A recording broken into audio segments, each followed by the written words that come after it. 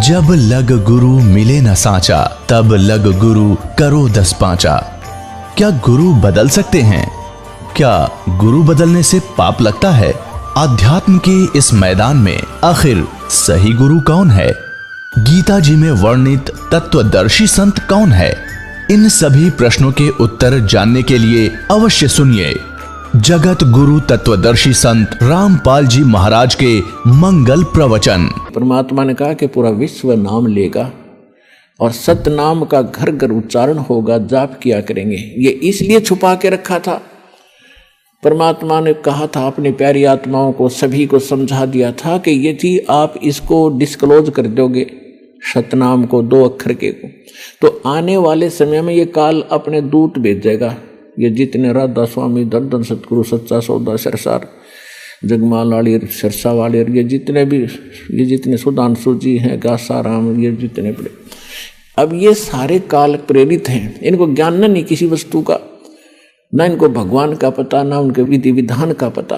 तो इनके पास, और जैसे 12 कबीर पंथ चले हैं, गरीबदास जी को भी आदेश परमात्मा ने मना कर दिया था कि लिख दे, पर इसको दान नहीं करना।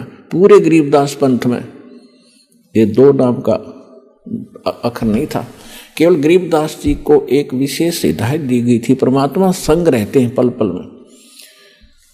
उन्होंने हमारी एक पीढ़ी को लगातार एक ही व्यक्ति को आदेश दिया ये नाम देने का, और वो केवल अपने एक उत्तराधिकारी बनाकर जाता रहा, उसको ही देते रहे, अन्य को नहीं दिया।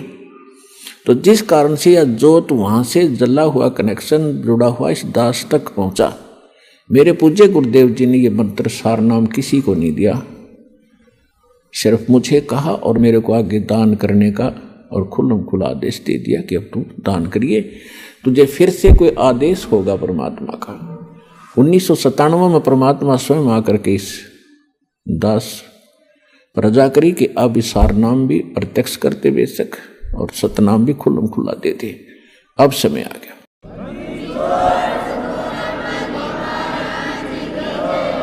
तो पुण्यात्माओं, ये इतना सीक्रेट था, पूरे सिख समाज में इसकी भनक नहीं। सतनाम क्या है, हर सभी गुण गाते हैं, वाहे गुरु सतनाम, वाहे गुरु सतनाम, वाहे गुरु सतनाम।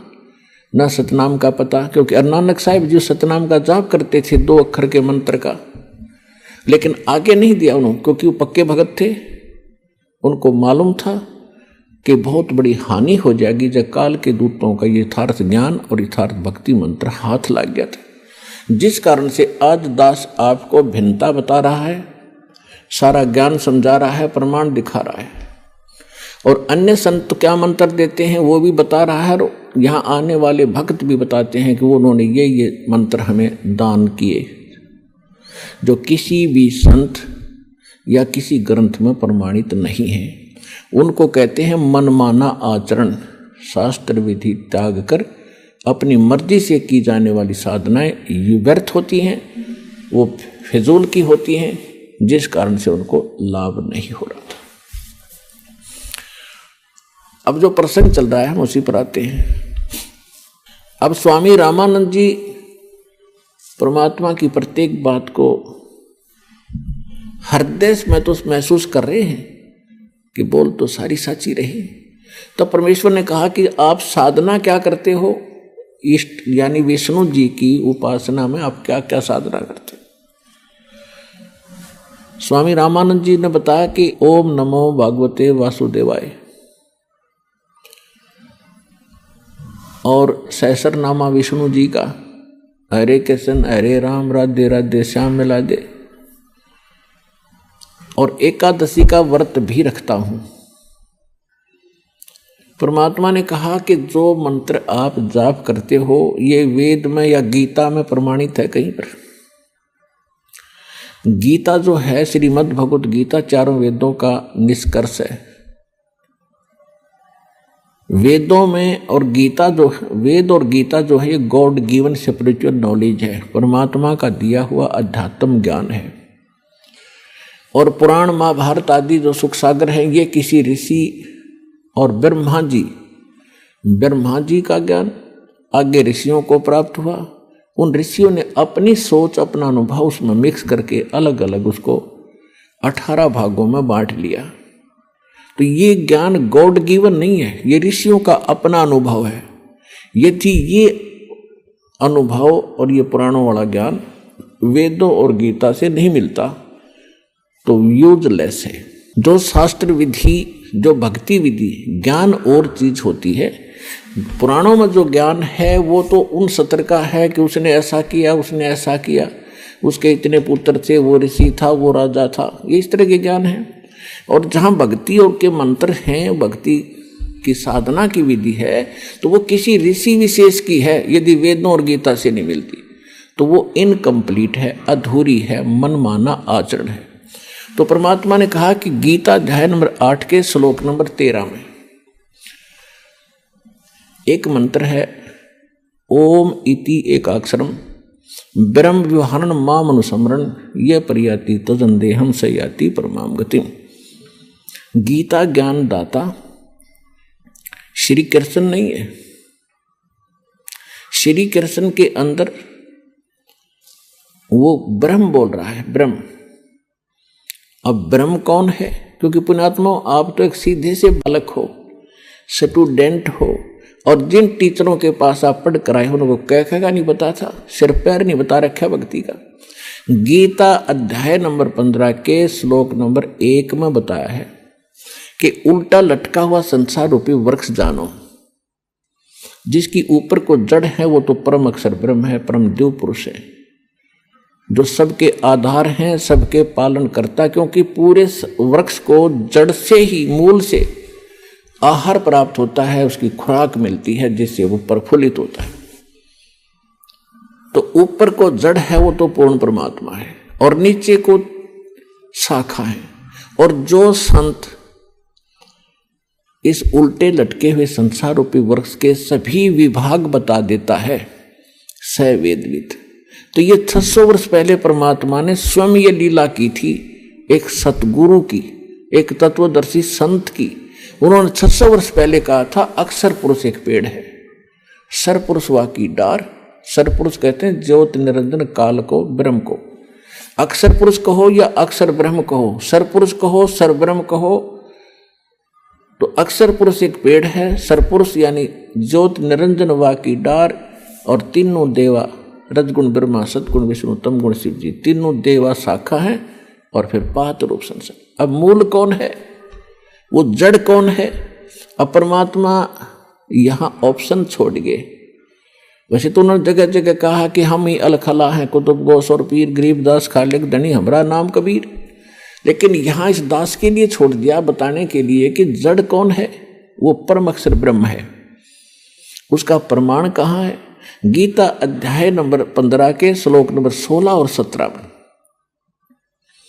3 पुरुष हैं, 16 में है 2 पुरुष। गीता अध्याय नंबर 15 के श्लोक नंबर 16 में 2 पुरुष है, सरपुरुष और अक्षर पुरुष। और ये दोनों नाशवान, और इनके अंतर्गत जितने प्राणी आते हैं वो सारे नाशवान। जीवात्मा तो किसी की भी नहीं मरती, हो तो विषय अलग है। तो सरपुरुष कौन है? अक्षर पुरुष कौन है? सरपुरुष ये ज्योत स्वरूपी निरंजन ब्रह्म है, जो ब्रह्मा विष्णु महेश का पिता है, दुर्गा का पति है। सरपुरुष की जो है केवल 21 ब्रह्मांड है, 21। और इसके बाद जो अक्षर पुरुष है, सरपुरुष के यानी ब्रह्म के 21 ब्रह्मांड है, और अक्षर पुरुष जो है उसके 7 शंख ब्रह्मांड है। नील पद्म शंख, 7 शंख ब्रह्मांड का स्वामी है।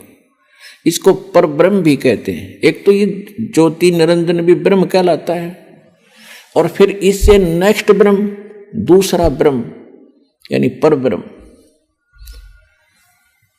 तो ये 2 तो स्पष्ट कर दिए गीता अध्याय नंबर 15 के श्लोक नंबर 16 में। अब गीता अध्याय नंबर 15 के श्लोक नंबर 17 में कहा कि उत्तम पुरुष तु अन्य परमात्मा इति उदाहरते है, यह लोकत्रयम् आविश्य विवर्ति अवैश्वर है।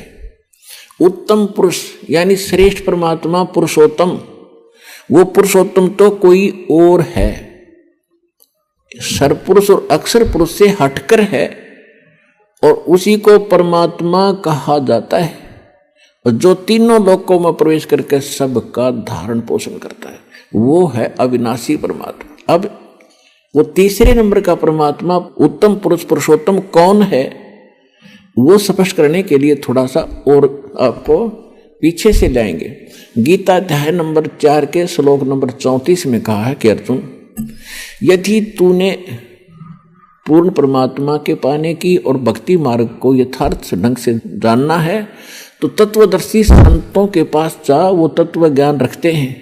गीता अध्याय नंबर 4 के श्लोक नंबर 32 में कहा है कि वो ज्ञान जो है यज्ञों की कंप्लीट यानी संपूर्ण जानकारी, यज्ञ माने धार्मिक अनुष्ठानों की पूर्ण रूप से जानकारी परमात्मा स्वयं अपने मुख कमल से आकर बोलता है, वो तत्व ज्ञान है, उसको सूक्ष्म वेद कहते हैं। यहां अनुवादकर्ताओं ने गीता अध्याय नंबर 4 के श्लोक नंबर 32 में अनुवादकर्ताओं ने जहां इनकी बुद्धि स्लप करगी, फेल होगी, इन्होंने उल्टे अर्थ कर दिए। यहां ब्रह्मणे मुखे शब्द है चौथे अध्याय के 32वें श्लोक में, ब्रह्मणे मुखे मूल पाठ में इन्होंने ब्रह्मणे का अर्थ यहां कर दिया वेद की वाणी में। और गीता अध्याय नंबर 17 के श्लोक नंबर 23 में यह ब्रह्मणे शब्द है, ओम तत्सत इति निर्देश ब्रह्मणे त्रिविध समर्थ है। उसमें लिखा है कि ब्रह्मणे माने सच्चिदानंद घन ब्रह्म यानी पूर्ण परमात्मा के पाने के लिए 3 मंत्र के जाप का निर्देश है, ओम तत्सत। ये 3 पुरुष हैं, 3 भगवान हैं, 3 ब्रह्म हैं। एक सरपुरुष कहो, इसको सरब्रह्म कहो, दूसरा अक्षर पुरुष कहो, इसको अक्षर ब्रह्म कहो, और तीसरा, अब तीसरे को क्लियर करने दास जा रहा है। तो यहां 3 मंत्र हैं, ओम तत्सत। ओम तो ब्रह्म का, और तत् ये परब्रह्म का, अक्षर पुरुष का, और सत है ये तीसरे परमात्मा का जो उत्तम पुरुषत्वन्य उस परमात्मा का मंत्र है। ये कोड वर्ड है, तत् और सत ये सांकेतिक है, ओम सीधा डिक्लेयर है तो पहले से सार्वजनिक है।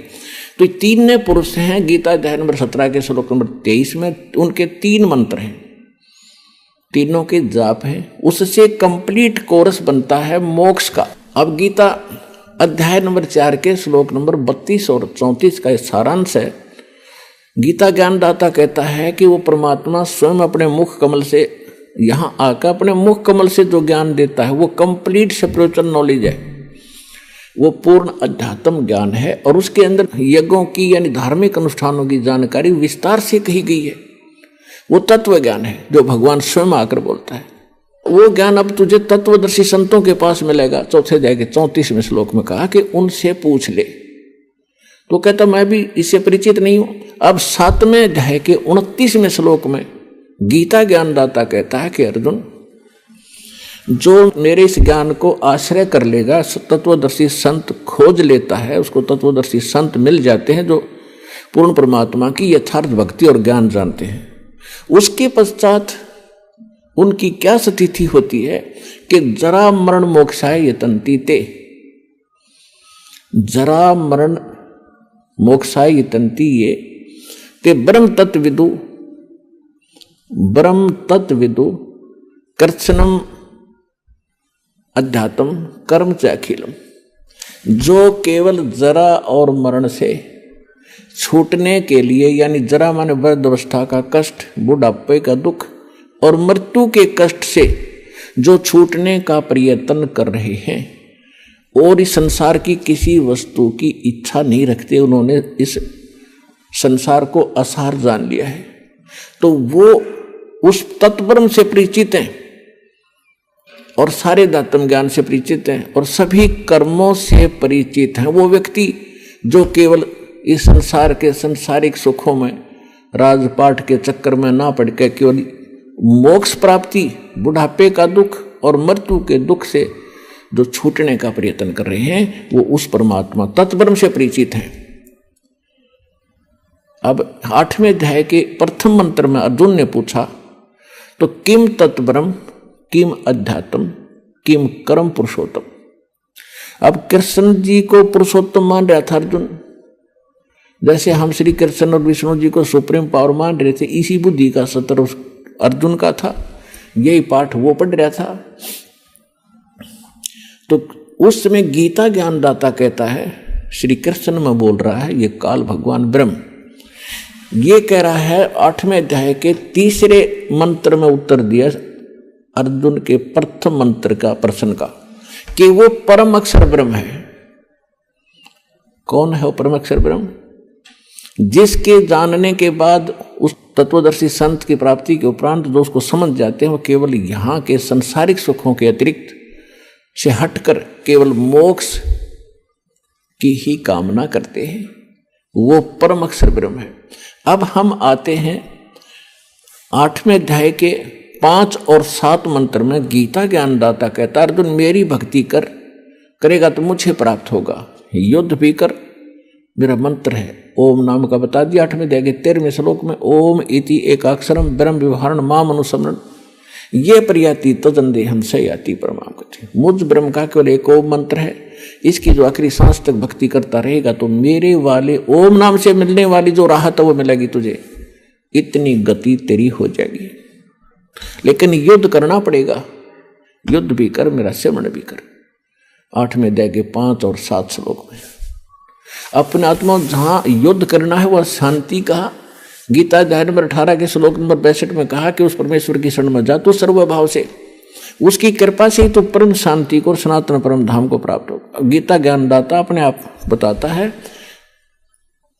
2 अध्याय के 12वें श्लोक में, 4 अध्याय के 5 और 9 श्लोक में, 10वें अध्याय के 2 श्लोक में कि अर्जुन तेरे और मेरे बहुत जन्म हो लिए, तू नहीं जानता मैं जानता। इससे सीधा कि जन्म मृत्यु श्री कृष्ण में बोल रहा है, जो भगवान तुम श्री कृष्ण ही मान रहे हो स्वामी जी, तो श्री कृष्ण जी भी जन्म मृत्यु में कहता है। गीता ज्ञानदाता स्वयं कहता है मेरी जन्म मृत्यु होती है। तो जब तक जन्म मृत्यु है तो शांति कहाँ? गीता अध्याय नंबर 15 के श्लोक नंबर 4 में कहा कि तत्वदर्शी संत की प्राप्ति के उपरांत परमेश्वर के उस परम पद की खोज करनी चाहिए जहां जाने के बाद साधक फिर लौटकर कभी संसार में नहीं आते, उनकी कभी जन्म मृत्यु नहीं होती और केवल उस परमात्मा की भक्ति करो और सब त्याग दो जिसने सब ब्रह्मांडों की रचना की है।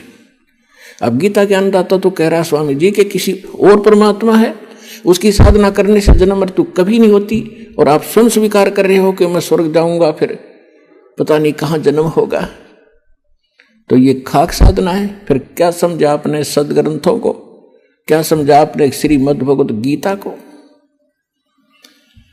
अब 5 वर्ष का बालक ऐसा मुंह तोड़ जवाब दे रहा है 104 साल के ब्राह्मण को। अहंकार अभिमान इस जीव का सबसे बड़ा दुश्मन है। लेकिन साधु संत भक्त से कहीं भी जन्मे हो, चाहे वो राजा हो या रंक, उनमें तड़फ न्यारी होती है। समय आने पर वो सब त्याग देते हैं जिनके शुभ लक्षण होते हैं, जिनके शुभ संस्कार अधिक होते हैं। अब स्वामी जी सुन रहे हैं, अंदर कलेजा छिल रहा है, ऊपर से ब्राह्मण बने बैठे हैं। अभी अब परमात्मा आगे बता रहे हैं। गीता अध्याय नंबर 15 के श्लोक नंबर 16 और 17 में जो 3 पुरुष बताए, सरपुरुष अक्षर पुरुष, ये 16वें श्लोक में बता दिया। 17वें में उत्तम पुरुष है तो अन्य परमात्मा इति उदाहरत है, यह लोक धर्म अविश्य विवर्ती अवैश्वर है। अब गीता अध्याय नंबर 15 के श्लोक नंबर 1 से इसका लिंक है। ऊपर को जड़ और नीचे को तीनों गुण रूपी शाखा वाला यह उल्टा लटका हुआ संसार रूपी वृक्ष है, जिसकी ऊपर को जड़ है वो तो पूर्ण परमात्मा है, और नीचे को तीनों दुगुण रजगुण ब्रह्मा सदगुण विष्णु तमगुण शिव जी रूपी शाखा है। तो परमात्मा ने स्वयं आकर बताया था कि अक्षर पुरुष एक पेड़ है, सरपुरुष यानी ज्योति निरंजन वा की डार, और तीनों देवा शाखा है, ये पात्र रूप संसार। अब ये दास बता रहा है कि जो जड़ है वो परम अक्षर ब्रह्म है।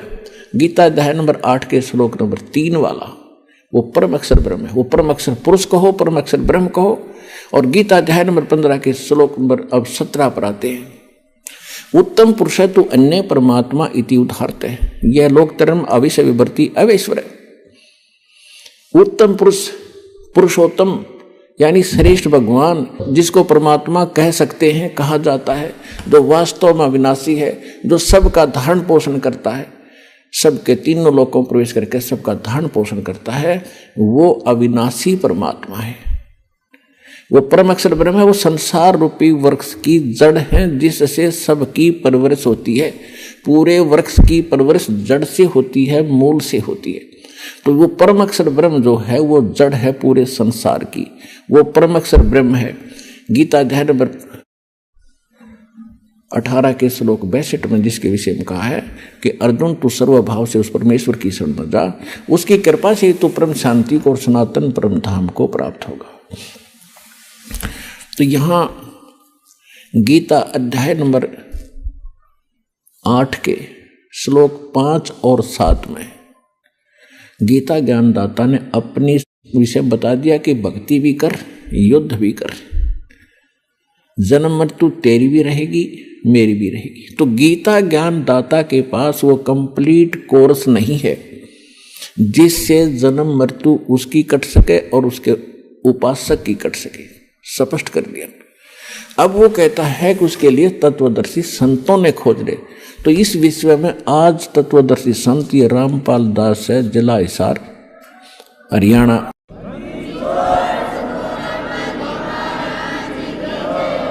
अब किसी का भ्रम ना रहना चाहिए। देखो, एक 1000 का नोट है, उस पर लिखा है कि मैं धारक को 1000 रुपये देने का वायदा करता हूं। दास पे लिखा नहीं है, दास बोल सकता है कि मैं उपासक को सर्व सुख और पूरा कंप्लीट मोक्ष देने का वायदा करता हूं जब नियम में रहोगे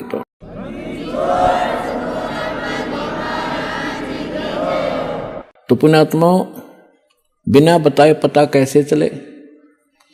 स्वयं परमात्मा थे 120 वर्ष रह के चले गए, हम लाल की पहचान करना जानते नहीं, इस कारण से मार खाते रहे। और एक तो कहना होता है विद प्रूफ प्रूव करूंगा कि इस विषय में किसी के पास ज्ञान नहीं, किसी के पास समाधान नहीं, और कबीर जैसा भगवान नहीं, और इस परमात्मा के दास को जो प्राप्त है कबीर परमात्मा का दिया हुआ ऐसा कोई ज्ञान नहीं।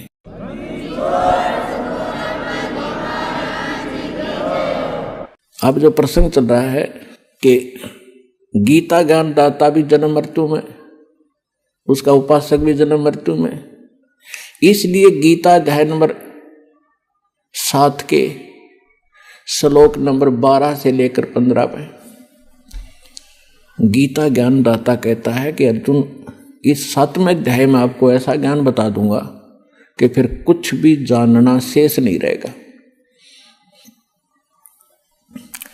इसमें क्या बताया है कि तीनों गुणों से जो हो रहा है, रजगुण ब्रह्मा से, सतगुण विष्णु से, तमगुण शिव जी से। रजगुण ब्रह्मा से उत्पत्ति, सतगुण विष्णु जी से सतीथि, और तमगुण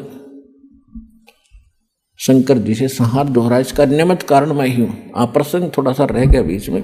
गीता अध्याय नंबर 8 के श्लोक नंबर 5 और 7 में गीता ज्ञानदाता ने अपनी साधना बता दी और अपनी परिस्थिति बता दी सारी, कि मुझे प्राप्त होगा, ओम नाम का जाप करेगा, युद्ध तो करना पड़ेगा।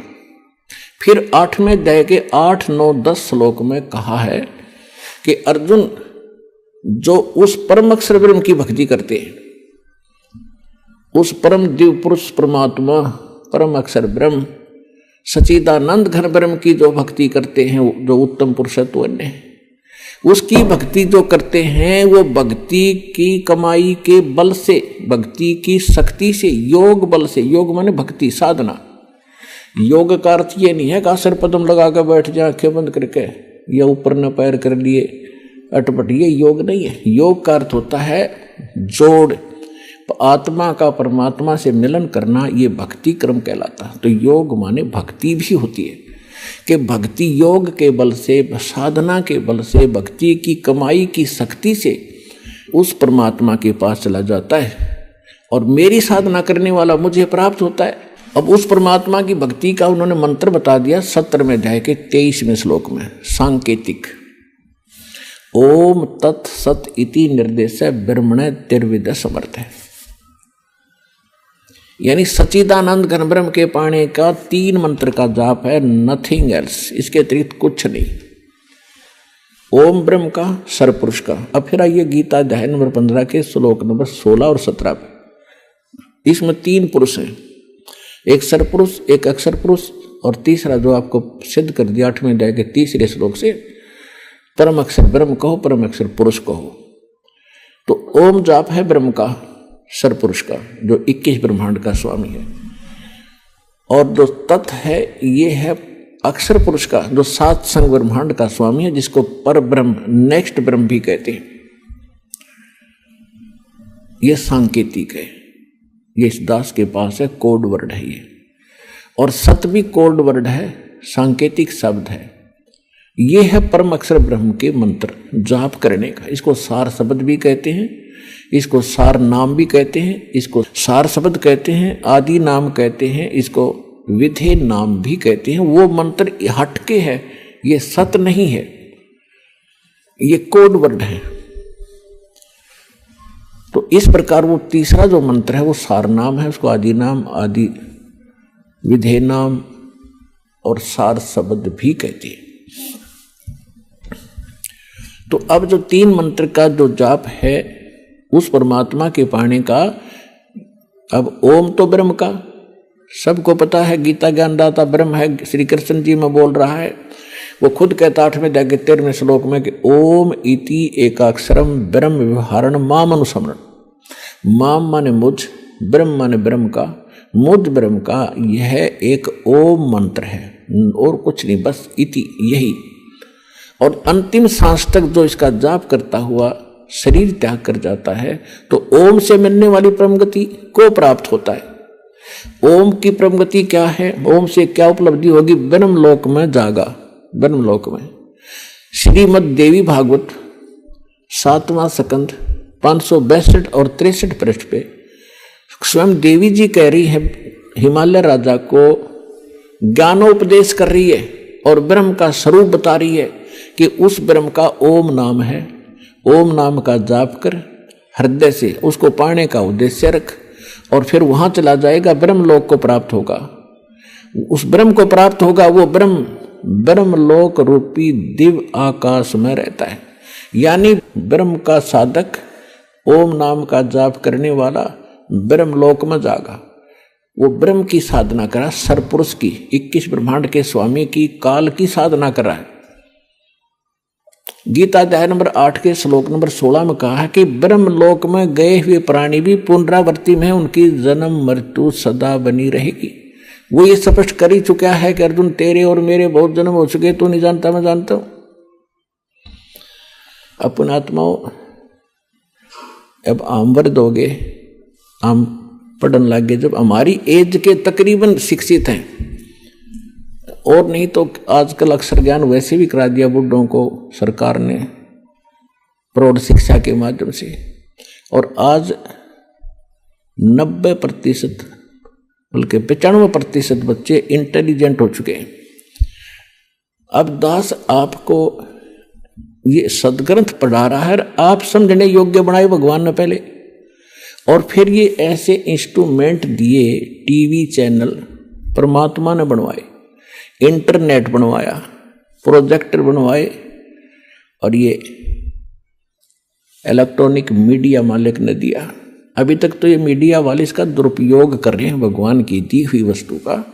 ये सारा दिन अटपट दिखावें, गंदी फिल्म दिखावें, झूठी साची खबर फैलावें, और जब इनकी बुद्धि ठिकाना आवेगी, जब इनको झटके देगा मालिक, तो जनता जागेगी। सुबह उठते हैं बकवास दिखावें टीवी में, सामने सो जा बकवास देखे, राम नाम का तो जिक्र नहीं। ये संसार बिगाड़ दिया, सभ्यता खराब कर दी इन्होंने। तो अब धीरे धीरे लोग उन पर प्रेशर देंगे, बकवास बंद करो और बढ़िया बात भगवान की चलाओ, बच्चों का भी भविष्य उज्जवल हो और हमें भी चैन की सांस आवे।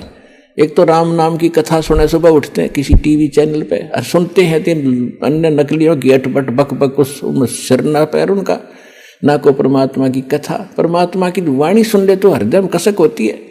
ये सारा दिन अटपट करे, सैकड़ों संत, सैकड़ों चैनल बना दिए। तो जब तक आत्मा को उसका असली आहार नहीं मिलेगा, या उठ नहीं सकती, उभर नहीं सकती, और वो उभारने का तरीका परमात्मा की वो वाणी सूक्ष्म वेद वाली इसको मिले, और वो उस वाणी का फिर बोलने वाला अधिकारी हो।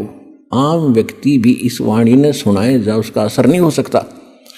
उदाहरण के लिए जैसे एक राजा था, उसकी रानी धार्मिक थी, गुरु बना रखा था, उसने पता था गुरु बिन मोक्ष नहीं होता, पिछले संस्कार थे। राजा इस बात का विरोधी था कि गुरु बनाने की क्या आवश्यकता, भक्ति घर पे भी कर सकते हैं, गुरु से उपदेश लेना क्या जरूरी है। लेकिन वो अपनी पत्नी को विवश नहीं कर सकता था, कुछ धार्मिकता उसके अंदर भी शेष थी। तो उसने एक दिन अपनी पत्नी से कहा कि मैं आपके गुरुजी से 2 बात करूंगा, मेरे प्रश्न का उत्तर देगा वो। उसकी पत्नी ने कहा कि सब बच्चा से बात करिए, मेरे गुरुजी से आपको सब उत्तर देंगे। उसके साथ उनके आश्रम में चले गए अपनी पत्नी के साथ। अब राजा ने जाति प्रश्न किया कि महाराज, आप जो जनता को भ्रमित कर रहे हो कि गुरु नाम दे तभी बात बने, राम राम तक घर बैठ के भी कर ले, कोई कर ले, इसमें क्या क्या दिक्कत आती है? आप लोगों ने तो अपनी रोजी का जीविका बना रखी है दुनिया को भ्रमित करके। अपने आत्माओं परमात्मा जगह जगह आते रहते हैं, अपनी प्यारी आत्माओं को समझाते रहे हैं। कहीं भी जाकर वो किसी साधु संत के रूप में कुछ दिन रहते थे, फिर चले जाते थे। वहाँ जो पुण्य आत्मा होती थी वो आ जाती थी, उनसे आशीर्वाद से धर्म पुण्य करवा कर उनको चार्ज कर जाते थे। इस समय के लिए वो भक्ति को जीवित रखना चाहते थे। तो परमात्मा यानी उस संत जी ने कहा कि राजन, एक विस्तार के साथ आपको बताना पड़ेगा। अब 2 शब्दों में इसका उत्तर मैं दे नहीं सकता, और मुझे और भी बहुत भक्त बैठे, इनसे मिलना है। मैं कभी आपके घर आऊँगा तब इसका उत्तर दूंगा।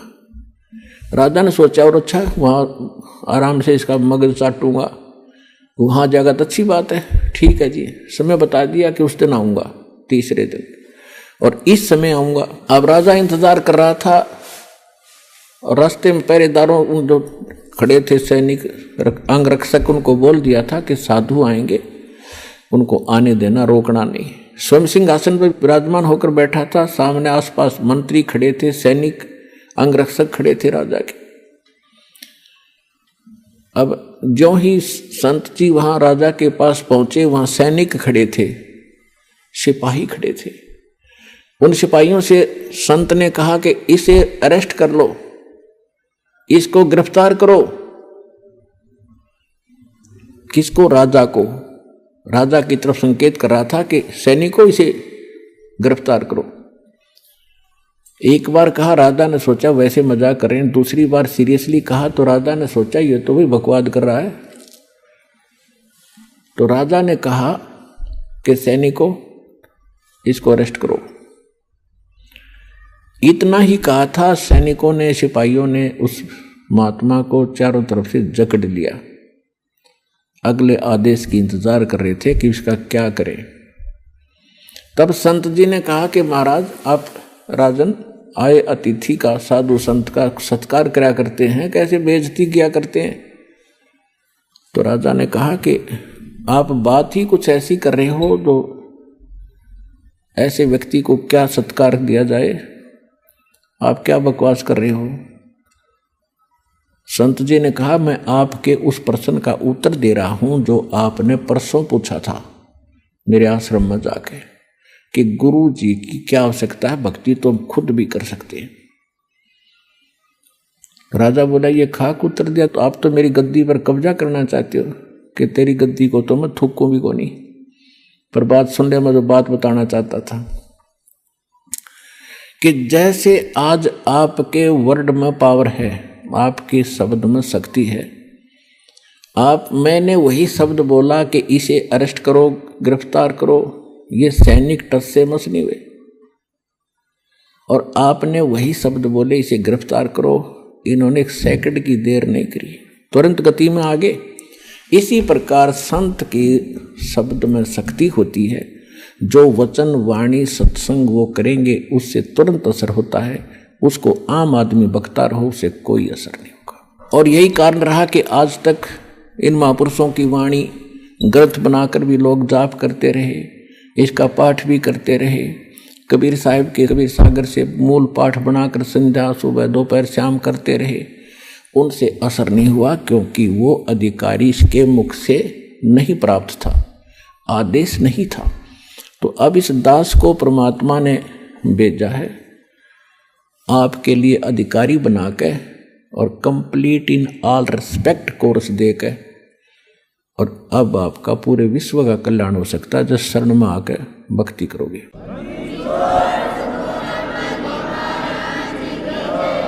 तो प्रसंग चल रहा है कि ऐसे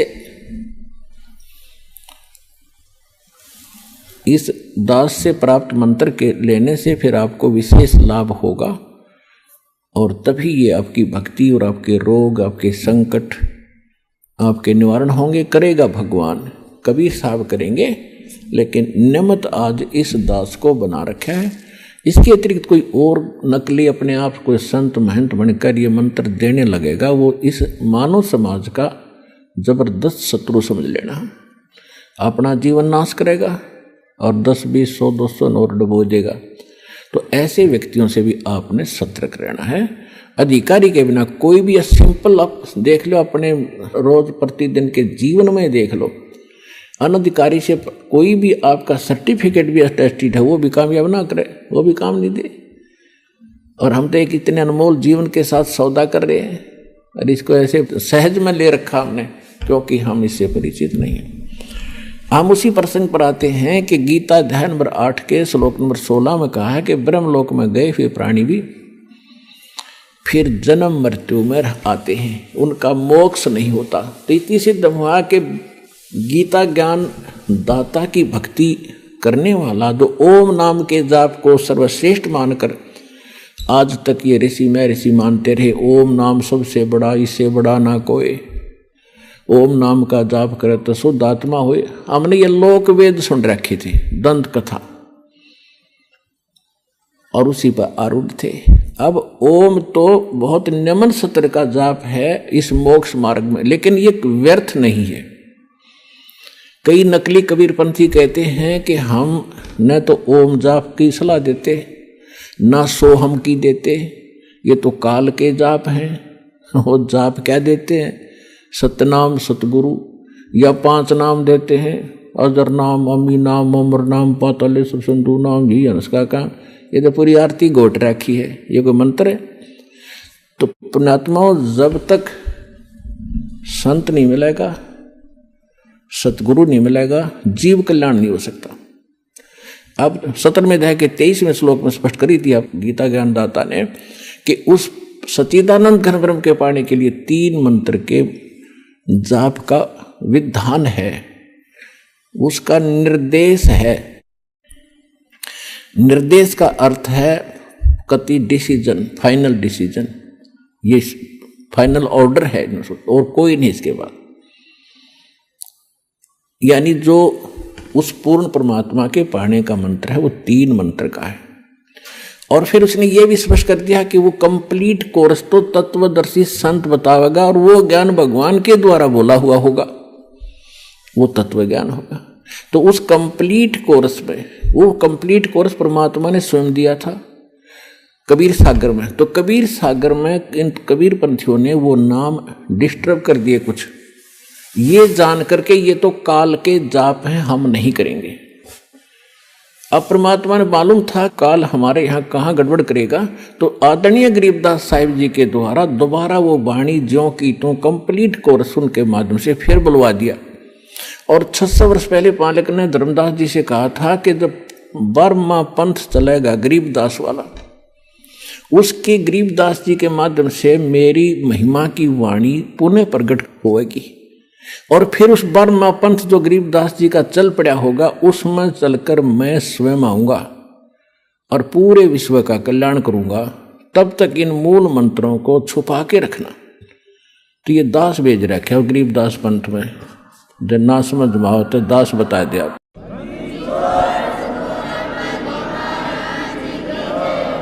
तो अब उस परमात्मा ने वो कंप्लीट कोर्स दे रखा। प्रथम आपको 7 मंत्र दिए जाते हैं। पहले मालिक ने ये 5 नाम दिए थे। आदरणीय धर्मदास जी को भी तो कंप्लीट कोर्स दे दिया था और उसको प्रतिबंध लगा दिया था, धर्मदास मेरी लाख दुआई, ये मूल ज्ञान और ये सारे मंत्र ये किताब बाहर ना जाए, अपने वंशजों को भी ना बताना। धर्मदास परमात्मा ने यहाँ तक कह दिया था, अपने बच्चों को भी ना बताना, ना मेरा मिशन फेल हो जाएगा, मेरे बच्चे पार नहीं होंगे, काल के जाल में भयंकर यातनाएं भोगते रहेंगे। जब धर्मदास जी को चिंता बनी,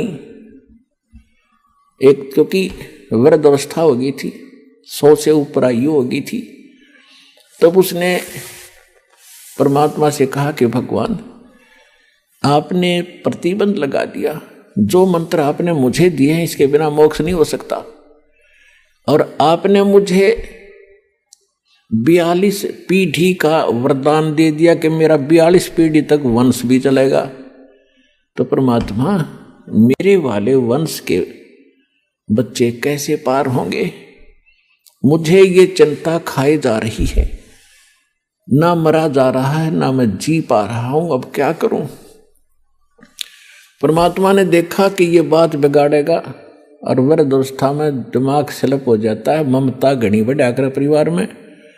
तो परमात्मा ने कहा कि धर्मदास समझ मेरी बात को सुन, देखो अभी ये मंत्र डिस्क्लोज कर दिया तो पूरे इरकाल के दूतों का हाथ लग जाएंगे, और समय वो अभी आया नहीं है कि सारा संसार समझ सके मेरे को, और ये बात बिगड़ जाएगी। कच्चा काम ना करे तू, और सुन मेरी बात, ये 12 पंथ काल के चलेंगे, और तेरे पंथ में अगर तने नाम दे दिया सच्चा, तो 6ठी पीढ़ी में जो तेरी 6ठी पीढ़ी होगी उसने एक काल का दूत भ्रमित करेगा, और वो ये कहेगा कि ये जाप क्या खाक जाप कर रहे हो तुम, ये देवताओं के जाप करते हो। जैसे दास ने आपको 7 नाम दिए हैं, पहले मालिक ने 5 नाम दिए थे, और वो इसको भ्रमित कर देगा, और तेरे आगे जाने वाले वंशजों के पास तो वो नाम फिर भी ना पहुंचे, लेकिन ये बिखर जाएंगे, भांडा फूट जाएगा, हमारा भेद खुल जाएगा। फिर धर्मदास फिर चिंतित हुआ, दाता फिर कैसे बात बनेगी कि बर्मा पंथ में गरीबदास आएगा, उसके द्वारा मैं उसको मिलूंगा, उसको दोबारा फिर यो ज्ञान कंप्लीट बोलूंगा, उसको परिचित कराऊंगा, वो अपने मुख कमल से बोलेगा, मैं उसमें फीड कर दूंगा, डाल दूंगा, तो और फिर उसके बाद मैं आऊंगा उससे पंथ में उस ज्ञान को सुलझाने और समझाने के लिए। तब तक लोग पढ़ते रहेंगे गरीबदास पंथ के, उनके समझ में नहीं आओगी अब वास्तविकता क्या है। तो तब पूरा विश्व नाम लेगा, जब 5505 वर्ष बीत जाए कलयुग के, तब यह मेरी बात सत्य होगी। तब तक ये लोग न सोचेंगे वैसे निराधार बातें कबीर सागर में लिख रखी। तो उस समय सारा संसार नाम लेगा, पूरा विश्व पार करेगा। मेरे सब बच्चे हिंदू मुस्लिम सिख ईसाई ये सब मेरे बच्चे हैं। काल ने इन्हें विभाजित कर दिया, आपस में लड़ा कर मार रहा है। मैं इन सब को फिर एक करूँगा, ऐसा ज्ञान दूंगा प्रमाणित। धर्मदास तू चिंता ना करे, जब सारा संसार पार होगा तेरे 42 वंश भी पार हो जाएंगे। तब उसको शांति हुई। फिर परमात्मा ने देखा कि ये तो बात बिगाड़ेगा, उसको प्रेरणा की, धर्मदास जी को प्रेरणा की कि भगवान मुझे अपना वो स्थान दिखाओ जहां बैठकर आपने समुद्र को रोका था, जो जगन्नाथ के मंदिर जो पुरी में बना है, आपने बचाया था समुद्र से, जो 4 5 6 बार उसको तोड़ दिया था। तो वो स्थान देखना चाहूं, तो वहां ले गए भगवान उसको। वहां जाकर सब परिचित करा के बोल तू सतलोक जाना चाहता है? कहा जी सतलोक जाना चाहता। तो भाई तेरे नाम में दोष आ गया, तेरी ममता बच्चों में बढ़, तूने मेरी बात का अवहेलना करने की सोच रखी थी। तूने सोच रखा था कि परमात्मा चले गए, पीछे तो नाम दे दूंगा। हाँ जी, नो की नो सोच रहा था। आइए अब हम उन श्रद्धालुओं के अनुभव जानते हैं जो जगत गुरु तत्वदर्शी संत रामपाल जी महाराज जी से दीक्षा प्राप्त कर चुके हैं तथा उनके द्वारा बताए गए भक्ति मार्ग पर चल रहे हैं। नमस्कार जी। नमस्कार। क्या नाम है जी आपका? चंदन शाह। चंदन जी, आप कहाँ के रहने वाले हैं? दिल्ली सोनिया विहार। संत रामपाल जी महाराज से नाम दीक्षा आपने कब ली? 28 अगस्त 2017। चंदन जी, संत रामपाल जी महाराज की शरण में आने से पहले आप क्या भक्ति साधना करते थे? हिंदू धर्म में प्रचलित सभी देवी देवताओं की भक्ति किया करते थे। जैसे काली माँ की हम इष्ट मान के उनकी पूजा किया करते थे, और बाकी जैसे मम्मी पापा कहा करते थे कि आज बेटा रविवार है, आज जाओ आप शिव जी को जल चढ़ाए आओ, तो जाते थे, जो जो हमें कहा जाता था हम सभी भक्ति साधनाएं करते थे। बल्कि हमें ये भी नहीं पता था कि लाभ कहते किसे हैं, क्योंकि इन लोगों का विधान है, इन देवी देवताओं का, कि जैसा कर्म करेगा वैसा ही ये दंड देंगे या हमें वैसा ही परिणाम देंगे। तो ना ही तो ये हमें सुख दे सकते थे, ना ही कोई अन्य लाभ दे सकते थे। जैसा हम कर्म करते थे वैसा ही ये दे सकते थे। इस वजह से हम जैसा कर्म करते थे हमें प्रारब्ध प्राप्त होता था। जैसे मेरी मम्मी को बहुत पुराना कमर का दर्द रहता था, वो तमाम डॉक्टरों से दिखाया, तमाम MRI करवाए, एक्सरे करवाए, पर कहीं से लाभ प्राप्त नहीं हुआ, क्योंकि वो सही नहीं हो रहा था। बहुत जगह हमने धक्के खाए। फिर उसके बाद मम्मी ने अंत में जाके मम्मी ने हार मान ली कि अब फिर मम्मी को किसी ने बताया कि ये एक गुरु हैं, जय गुरुदेव जी, आप उनके पास जाइए, वहाँ से सही होगा। तो मम्मी ने उनसे नाम भी लिया, और लेकिन वो भी करते करते मम्मी को कोई लाभ प्राप्त नहीं हुआ। उनकी भी भक्ति मम्मी अभी तक करती आ रही थी। फिर मेरे मामा जी थे, और बाकी मेरे मामा जी के भूत भी लगा करते थे। हमारे भूत प्रेत की बाधाएं थी, हमारे घर में काफ़ी भूत प्रेत की बाधाएं थी, जिनसे हमारे घर में हमारे नाना जी ख़त्म हो गए, दादाजी, ऐसे करते करते हमारे सारे बुज़ुर्ग ख़त्म होते जा रहे थे। भूत प्रेत की ज़्यादा बाधाएं थी हमारे घर में। और बाकी मेरी बहन की तबीयत ख़राब रहती थी, काफ़ी कमज़ोर थी वो, उसकी कभी पैरों की नस चलने लग जाती तो उसे अस्पताल लेके भागना पड़े। हफ्ते में कम से कम 4 दिन तो अस्पताल में बीतते थे हमारे। बाकी मेरी भी तबीयत ख़राब रहती थी, मुझे अचानक से फ़ीवर होता था और पता नहीं कब वो बढ़ जाता था, हाई लेवल पे हो जाता था।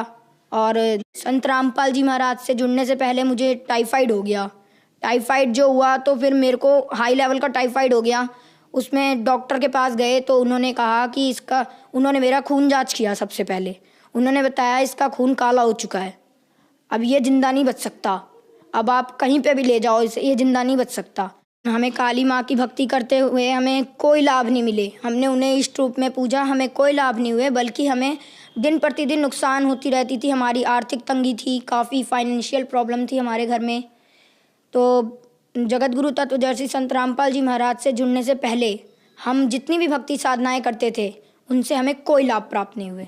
तो फिर इन सब परेशानियों के बीच आपको संत रामपाल जी महाराज की जानकारी कहाँ से मिली?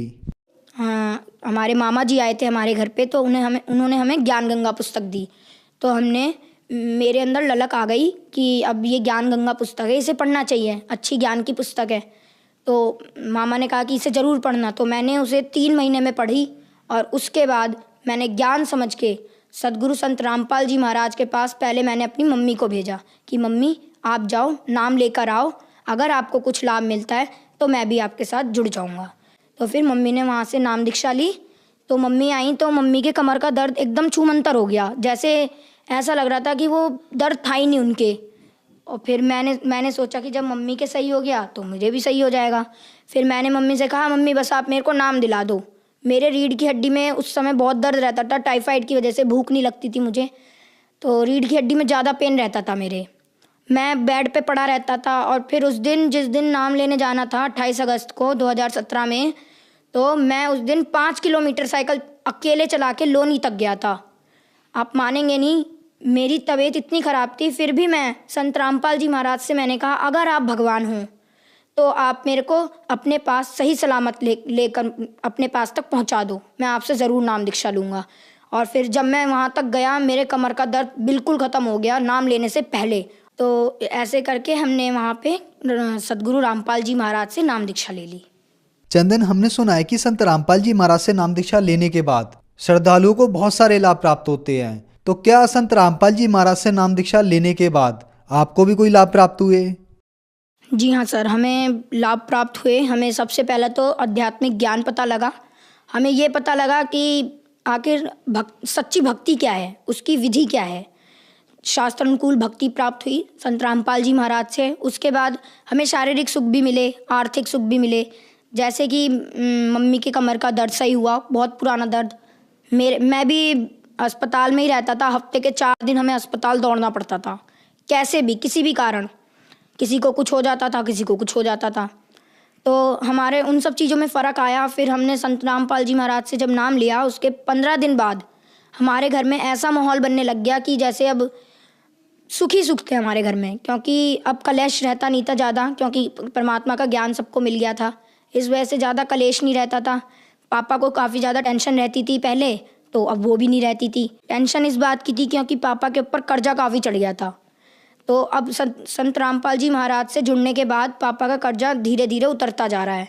और बाकी मेरी बहन जो तबीयत खराब रहती थी उसकी वो काफ़ी कमज़ोर थी हमारे घर में सबसे ज़्यादा। जैसे मेरे को टाइफाइड हुआ था ना, उनसे पहले उन्हें चिकनगुनिया हो गया था, तो वो एडमिट थी अस्पताल में। हम संत रामपाल जी महाराज से इसी बीच जुड़ गए, तो हमने कह दिया कि आप डॉक्टर को कि आप इन्हें डिस्चार्ज करो, अब जो करेंगे हमारे संत रामपाल जी महाराज सही कर देंगे। एक रात में भगत जी आप मानेंगे नहीं, मेरी बहन सवेरे उठी, हमें उसे हर जगह ले जाना पड़ता था, कहीं पे भी जाती थी तो उसकी तबीयत इतनी ख़राब थी, चल नहीं पाती थी। सवेरे उठी और उसने खुद ही गई बाथरूम में, उसने मुंह धोया, आई और खाना भी उसने खुद ही खाया। हमें खिलाना पड़ता था, बेड पे ले जाना पड़ता था उसे खाना खिलाने के लिए, पर लेकिन वो खुद उठ के आई और उसने खुद खाना खाया। और उस दिन के बाद आज तक है हमारे घर में किसी ने भी एक टैबलेट तक नहीं खाई है किसी भी बीमारी की, वो सही हो जाती है अपने आप।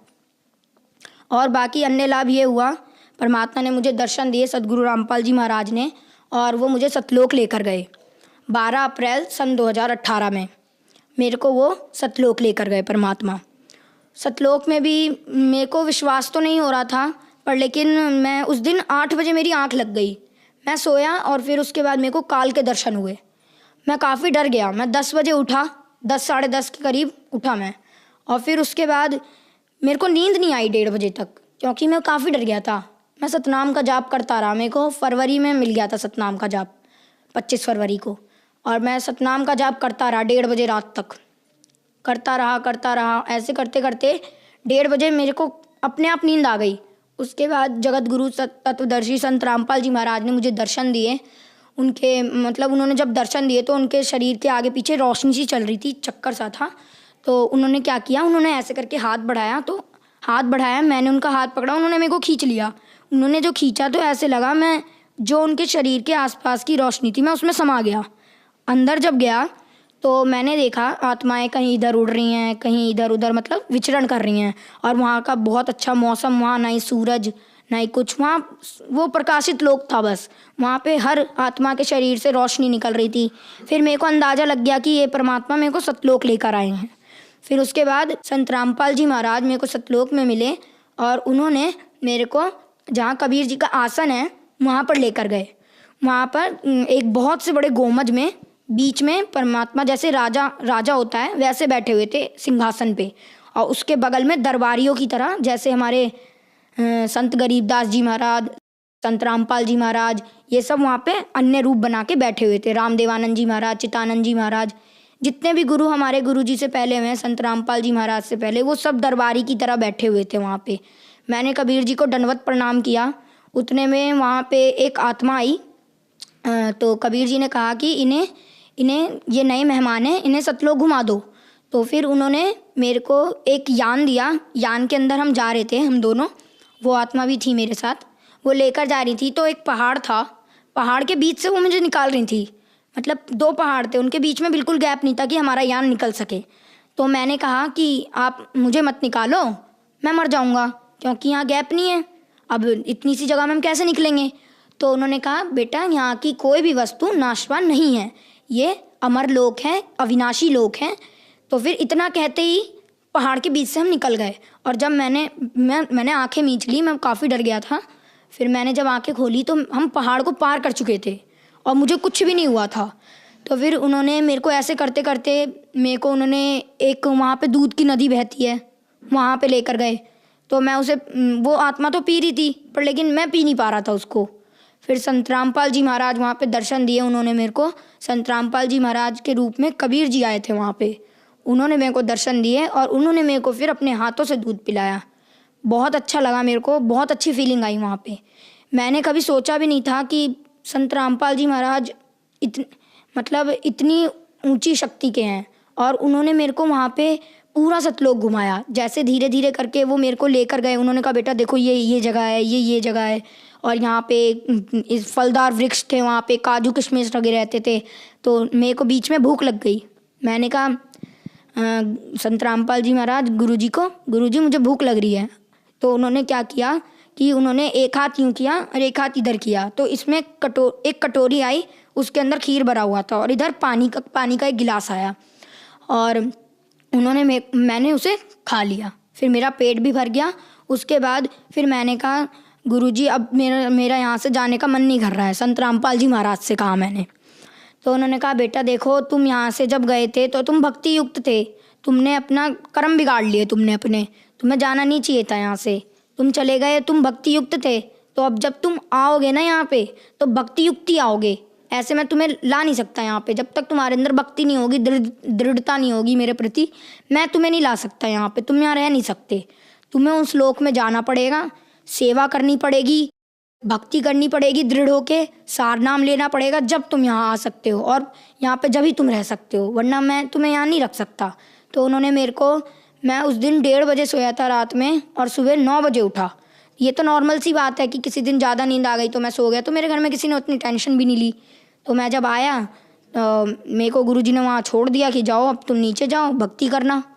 मैं नीचे आया, मैंने मम्मी को ये सब बताया, तो फिर मम्मी कह रही कि ऐसा हो नहीं सकता। तो फिर मम्मी ने उसी समय, मैंने कहा मम्मी आप दंडवत करो, अगर मेरी बात सच है ना तो आपको गुरुजी दंडवत करते समय मेरी बात महसूस करा देंगे। उनको दंडवत किया मेरी मम्मी ने, संत रामपाल जी महाराज को। फिर संत रामपाल जी महाराज ने, उन्हें पता नहीं क्या उनके अंदर से फीलिंग आई कि उन्होंने कहा कि बेटा तू जो भी बोल रहा है तू सच बोल रहा है, मुझे पता लग गया अब। और फिर सतलोक गया मैं, तो मेरे अंदर दृढ़ता आ गई। फिर मैंने सोचा कि अब तो भक्ति करनी है। फिर मैंने जम के भक्ति की और आज भी मैं भक्ति कर रहा हूँ संत रामपाल जी महाराज से जुड़ के, और हमें अनेकों लाभ होते हैं। जैसे कि एक बार मेरे पापा सेल्समैन का काम करते हैं, टॉफ़ी चॉकलेट की सेल करते हैं दुकानों पे। वो आ रहे थे, रास्ते में एक ट्रक आया, ट्रक का पीछे का कुंडा था वो पापा के साइकिल के थैले में फंस गया, तो थैले का सामान तो बिखर गया, साइकिल को कुछ नहीं हुआ, नहीं पापा को कुछ हुआ, बस थैले का सामान बिखर गया। और उतने में वो ट्रक वाला आदमी बाहर आया और उस ट्रक वाले आदमी ने कहा कि आपको जितने भी पैसे चाहिए हो आप मुझसे ले लो, पर लेकिन मुझे छोड़ दो। पर फिर पापा ने कहा कि हमारे गुरुजी संत रामपाल जी महाराज का नियम है, हम आपसे फजूल पैसे नहीं ले सकते, कोई बात नहीं, आप देखने आए हमको यही बहुत है, वरना कोई और तो देखने भी नहीं आता। तो फिर वहाँ से परमात्मा ने पापा की जान बचाई। संत रामपाल जी महाराज से नाम दीक्षा लेने के बाद आपको बहुत सारे लाभ मिले। पहले आप हॉस्पिटलों के चक्कर लगाते रहते थे, जिससे आपके घर की आर्थिक स्थिति खराब हो गई। आपको और आपकी बहन को संत रामपाल जी महाराज ने ठीक किया। इसके बाद संत रामपाल जी महाराज आपको सतलोक लेके गए और सतलोक के दर्शन कराए। तो जो लोग आज आपको देख रहे हैं, आप उन्हें संत रामपाल जी महाराज के बारे में क्या कहना चाहेंगे? देखिए, मैं संत रामपाल जी महाराज के बारे में जितना कह सके उतना ही कम है, क्योंकि ये एक परमात्मा के स्वरूप हैं और ये कलयुग में उतरे हैं हमारे मुक्तिदाता के रूप में। ये राइट टाइम है, आप आइए, भक्ति कीजिए और पार हो जाइए। मैं संदेश तो दे नहीं सकता, पर लेकिन मेरी रिक्वेस्ट है आप सभी से, ऑल सिटीजन से, कि आप आइए। ये राइट वे ऑफ वर्शिप देते हैं संत रामपाल जी महाराज, सबसे अच्छा तरीका वर्शिप का, और प्रमाणित भक्ति देते हैं विद प्रूफ, हर चीज़ को वो प्रूफ के साथ बताते हैं। तो आप आइए, संत रामपाल जी महाराज से नाम दीक्षा लीजिए और अपना कल्याण करवाइए। चंदन, संत रामपाल जी महाराज से नाम दीक्षा कैसे ले सकते हैं? संत रामपाल जी महाराज से दीक्षा लेना काफ़ी आसान है। जैसे कि संत रामपाल जी महाराज के विभिन्न चैनलों पे सत्संग चलते हैं, उसके नीचे एक पट्टी चलती है, उस पर सतलोक आश्रम के कॉन्टैक्ट नंबर्स आते हैं, उनमें आप कांटेक्ट करके उन भक्तों से अपना नज़दीकी नामदान केंद्र का पता जान सकते हैं। धन्यवाद। धन्यवाद।